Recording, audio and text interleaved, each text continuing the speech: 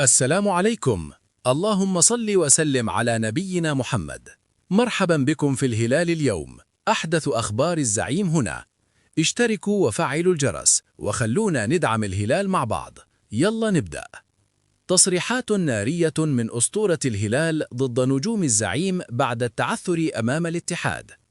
شن أسطورة نادي الهلال والمنتخب السعودي ياسر القحطاني هجوماً لاذعاً على الأداء الفني الذي ظهر به نجوم الزعيم في مواجهة الكلاسيكو أمام الاتحاد، والتي انتهت بالتعادل الإيجابي 1-1 على ملعب المملكة أرينا، معتبراً أن الفريق أهدر فرصة ذهبية لتحقيق الفوز رغم الظروف المواتية. هبوط جماعي في ليلة الكلاسيكو.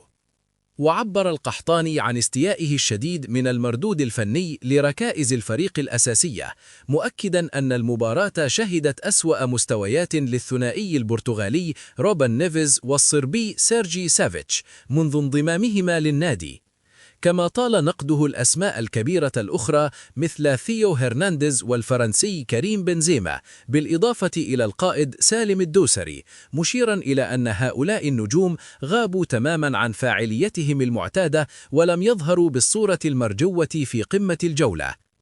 عجز هجومي رغم النقص الاتحادي. وأبدى القحطاني استغرابه من عدم قدرة الهلال على حسم اللقاء لصالحه، خاصة وأن فريق الاتحاد لعب منقوصا منذ الدقيقة 10 عقب طرد مدافعه حسن كادش. ويرى القحطاني أن الهلال لم يستثمر هذا التفوق العددي المبكر، حيث ظهر الفريق بشكل باهت فنيا، وعجزت المنظومة الهجومية عن اختراق دفاعات العميد بالشكل الكافي لانتزاع ال3 نقاط. ضواء البريمير ليج تنادي نونيز من جديد، وبطل الأوروبي يتحرك. كشف الصحفي غرايم بيلي عن اهتمام نادي توتنهام هوتسبير بالتعاقد مع الأوروغوياني داروين نونيز في خطوة قد تعيد اللاعب إلى أجواء الدوري الإنجليزي الممتاز من جديد. صفقة الزعيم. وكان نونيز قد انضم مطلع الموسم الجاري إلى الهلال قادما من ليفربول، وقدم مستويات لافتة في بدايته مع الفريق، إلا أن التغيرات التي شهدها الخط الأمامي، خاصة بعد التعاقد مع كريم بنزيما خلال فترة الانتقالات الشتوية، أثرت بشكل واضح على وضعه الفني. تعقيد الأمور.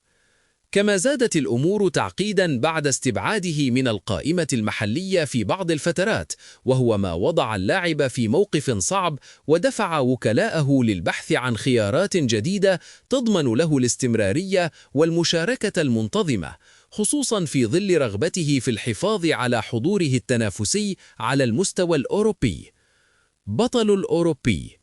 ويسعى توتنهام بطل الدوري الأوروبي في الموسم الماضي إلى تدعيم خط هجومه بلاعب يملك خبرة سابقة في البريمير ليج، ويرى في نونيز خيارا مناسبا من حيث القوة البدنية والقدرة على اللعب في أكثر من مركز هجومي. ولا تزال المفاوضات في مراحلها الأولية، لكن المؤشرات تؤكد أن الأسابيع المقبلة قد تشهد تحركات رسمية في حال توصل الناديان إلى صيغة اتفاق مناسبة ترضي جميع الأطراف. بونو يفجرها ويكشف حقيقة رحيله عن الهلال في الصيف المقبل.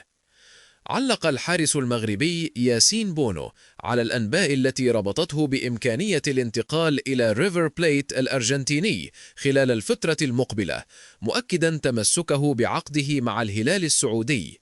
وخلال ظهوره في حوار عبر قناة إيزيكيل على موقع يوتيوب، أوضح بونو أنه مرتبط بعقد مع الهلال يمتد حتى عام 2028، مشددا على سعادته بتجربته الحالية في الدوري السعودي.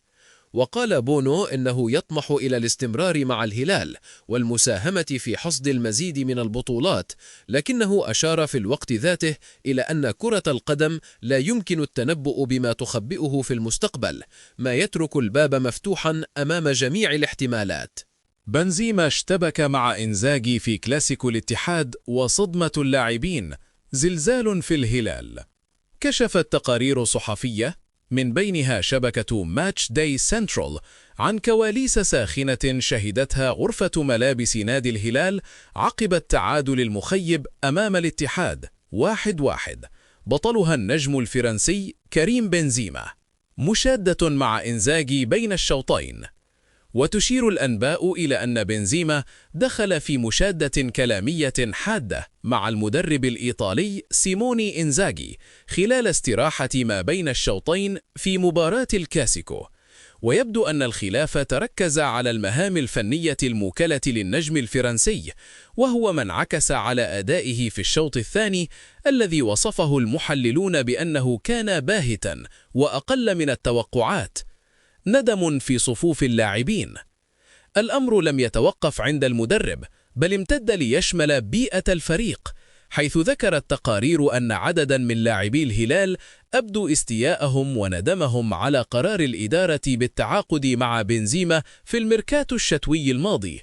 ويرى هؤلاء أن وجوده تسبب في اضطراب الانسجام الفني والمناخي الذي كان يميز الفريق قبل وصوله، خاصة مع تراجع الهلال للمركز الثاني وفقدانه الصدارة لصالح النصر.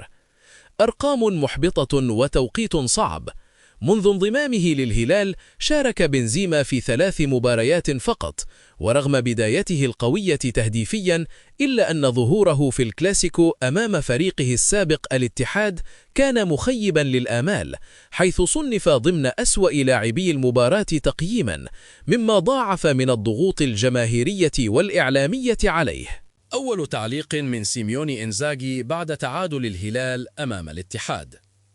أبدى سيميوني إنزاغي المدير الفني لنادي الهلال حزنه على التعادل أمام الاتحاد بالجولة التي جمعت الفريقين ضمن مباريات الجولة 23 من مسابقة دوري روشن للمحترفين، والتي أقيمت على أرضية ملعب المملكة أرينا.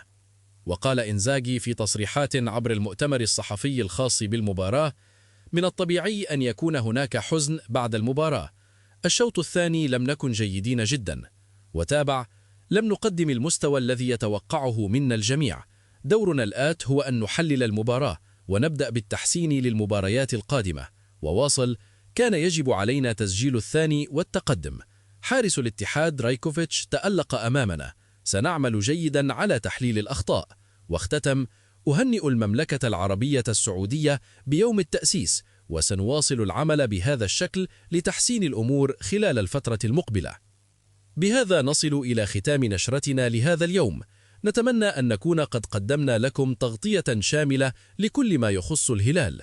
وقبل أن نودعكم، اللهم صل وسلم وبارك على سيدنا محمد وعلى آله وصحبه أجمعين.